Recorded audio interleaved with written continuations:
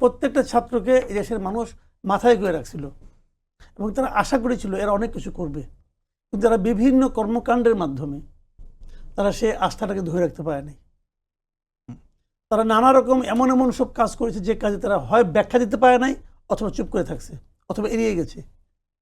এই সমস্ত কারণে সাধারণ মানুষের ওদের প্রতি আস্থা নাই। একের পর এক স্ক্যান্ডাল বেরোচ্ছে, অমুকের পিএস, অমুকের ব্যক্তিগত সহকারী, মানে 100 কোটি টাকা কোনো আলাপ নাই। আলাপ উঠলে 100 কোটি টাকা, 311 কোটি টাকা, 400 কোটি টাকা। সমন্বয়কদের নানা রকম ঘটনা, যে সমন্বয়ক এলাকার সে নিজে বলতো যে আমার পকেটে কোনো টাকা থাকে না, সে এখন বললো সে নাকি জমিদার ছেলে, তার ফ্যামিলি নাকি জমিদার।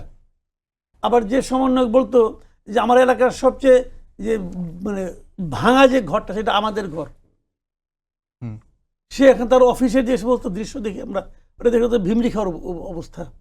এই চেঞ্জটা কোত্থেকে আসে? একটা কথা মাথায় এখানে বলি আপনাকে, যে টাকা আছে না, টাকা, অর্থ, সম্পদ, এটা কখনো আসমানি উপায়ে আসে না।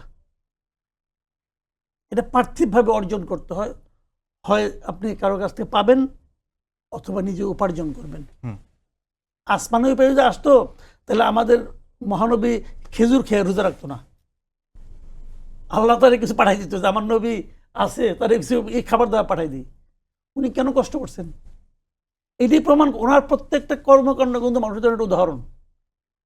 এটা এভাবে হয় না রে ভাই।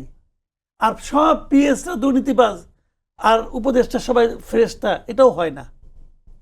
যে এপিএস 311 কোটি টাকা চুরি করছে, আর ওনার যে উপদেষ্টা উনি কিছুই করেন না এখান থেকে, উনি একদম মানে কি বলবো, মানে একদম মানে পুত পবিত্র, এটা হয় না। এটা পৃথিবীর কেউ বিশ্বাস করবেন না।